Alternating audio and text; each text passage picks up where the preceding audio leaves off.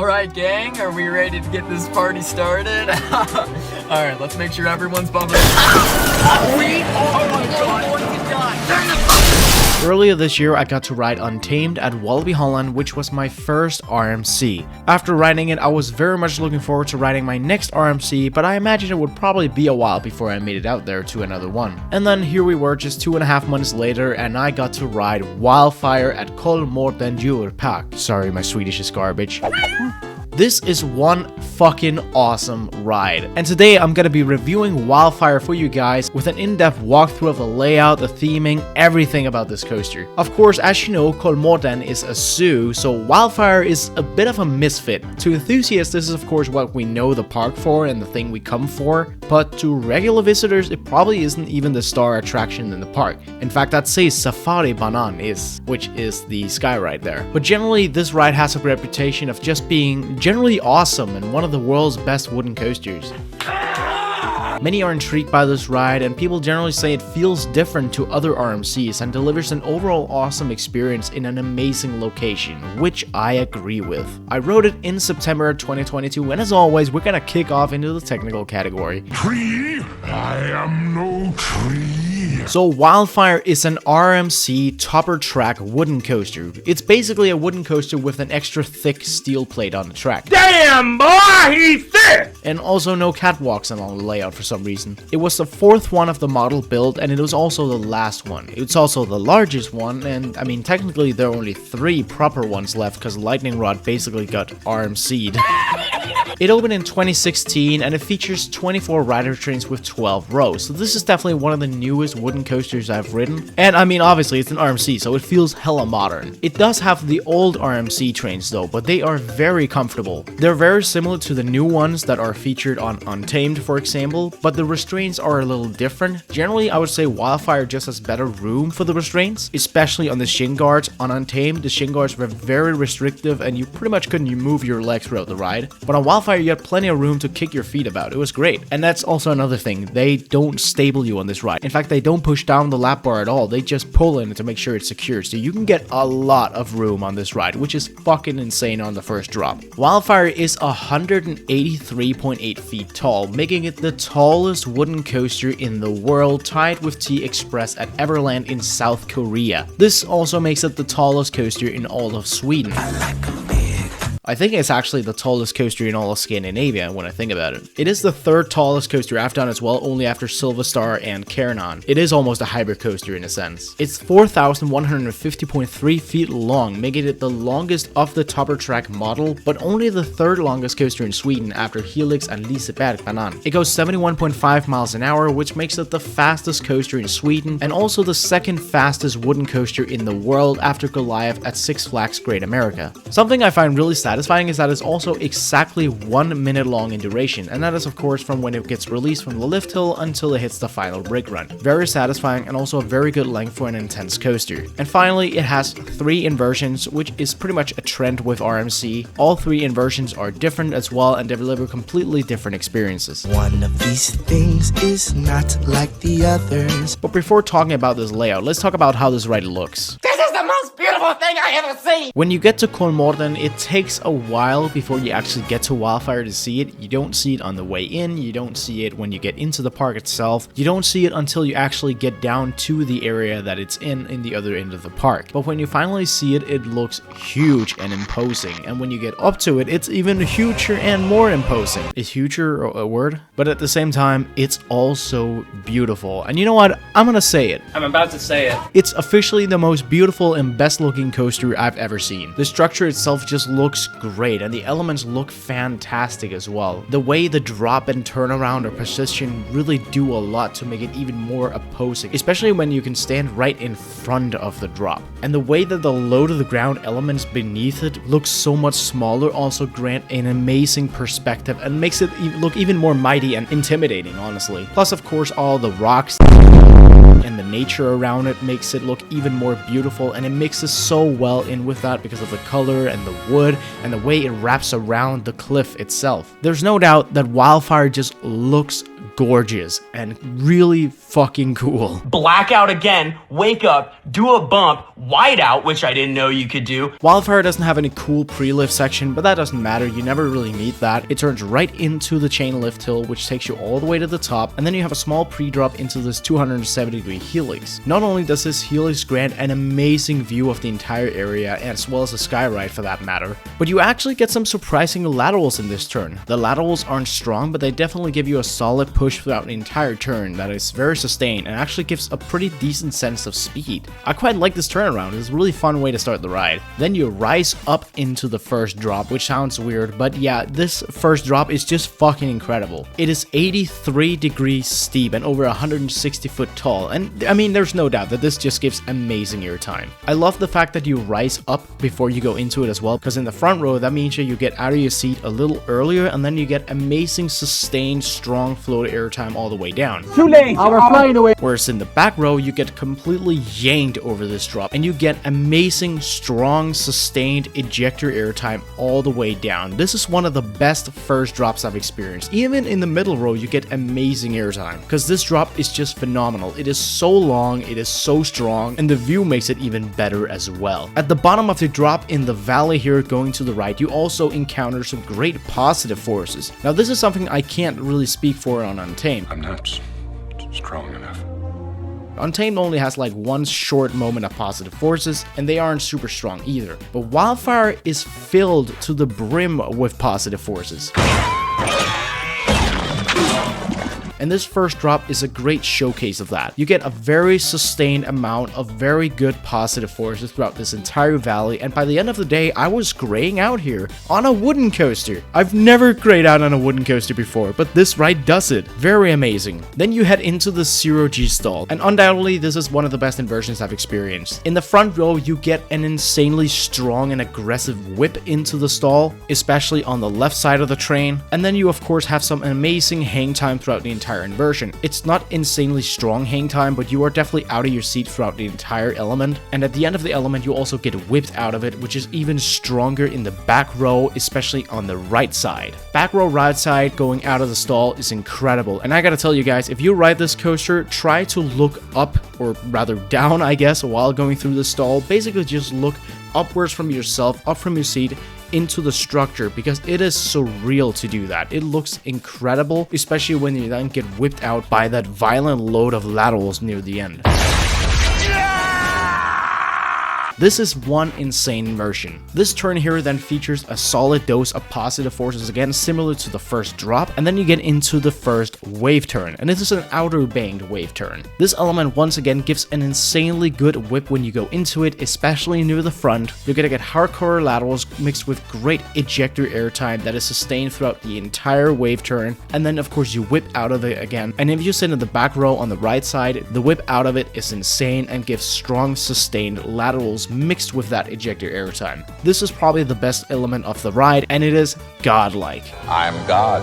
Bingo! Then you have this long valley here that also goes through a tunnel, and just like the first drop, you also get some very good and very sustained positive forces throughout this entire turn. But unlike the first drop, you also get a sustained dose of laterals throughout the entire turn. The entire valley is slightly underbanked, meaning that you get slightly pushed toward your right side while going through the entire turn. They aren't strong laterals, but they're enough to make you go, oh wow, and it's super fun. Then you twist up into this hill, which also gives a strong dose of ejector airtime, especially up front. You also get a little bit of laterals, but it's not too extreme. And then you have the one normal bunny hill on the ride, which delivers great sustained ejector airtime. It's basically like a smaller version of those bunny hills on Conda, if you've ridden that one, and it is just great strong ejector airtime. Then you have the small wave turn, where you basically start by over banking at the bottom of the valley. Essentially you're banked too much, so you start getting a little bit of lateral hang time toward your right side, before you then rise up into the wave turn itself and get a really fun pop of strong floater airtime mixed with those laterals. Then you go into the corkscrew, where you also get a very nice little dose of hang time. This element feels very floaty, and is generally just a super fun way to dive off of the cliff. Very reminiscent of Iron Rattler actually. After this you have a super forceful valley right here, before you then get into one of the most aggressive moments on the ride, which is the small outer bank drop.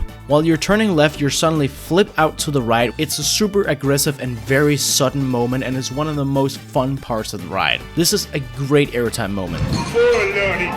Then you have another small forceful valley here before you then rise up into this twisted hill. In the front row, you're gonna get some pretty decent ejector airtime up at the top, whereas in the back row, you also get some pretty fun floater airtime. The laterals on the turn are also pretty good up front with a nice push toward your left side, but they're nothing extreme. Then you have this entire curved drop turnaround here. Again, great positive forces in this moment that are very sustained and hell, maybe even gray out worthy. And then you go into the ride's 0G roll. And this is a super snappy, aggressive, whippy 0G roll. I love this inversion. She kinda bad though. Is that Frost?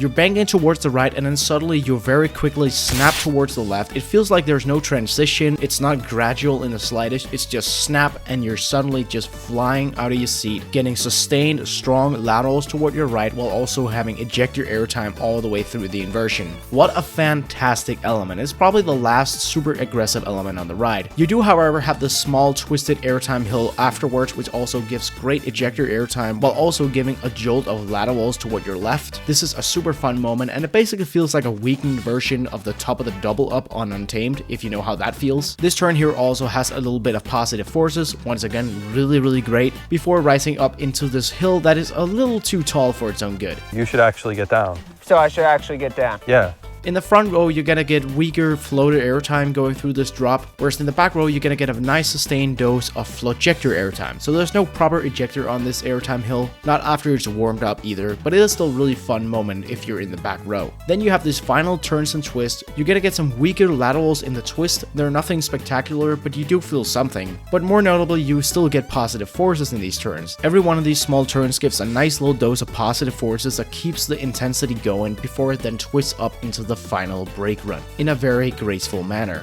And that is the layout of Wildfire, and it is a fucking awesome layout. Another thing to mention is that the airtime on the entire ride is of course not as strong as something like Untamed. The airtime on Untamed is essentially spawned by Satan. Here you go. Wow! That was pretty brutal even by my standards. It's that strong and gives you insane bruises after just like 6 rides, which is what I got. But on Wildfire, after 13 rides, I never got any bruises. I never started hurting on my thighs. It is strong ejector you get on Wildfire, but I would say it's strong ejector like any other ride. Untamed is just on a completely different level. So yeah, while this isn't as strong as Untamed, it doesn't need to be because Untamed is off the scale. If you know strong ejector airtime from anything else, then yeah, this is basically what this gives. But let's talk about how fast this layout is. What you say? The ride does warm up a bit, but as soon as it has warmed up, the pacing is overall pretty good. Regarding speed, it definitely keeps it up almost all the way through the ride. I'd say it feels fast for the majority of the ride, but there is that one sinner, which is the final hill. Shame!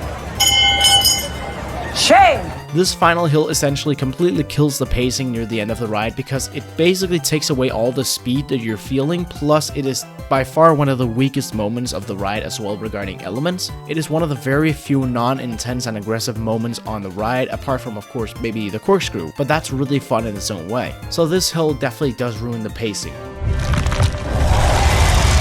Go back to the shadow.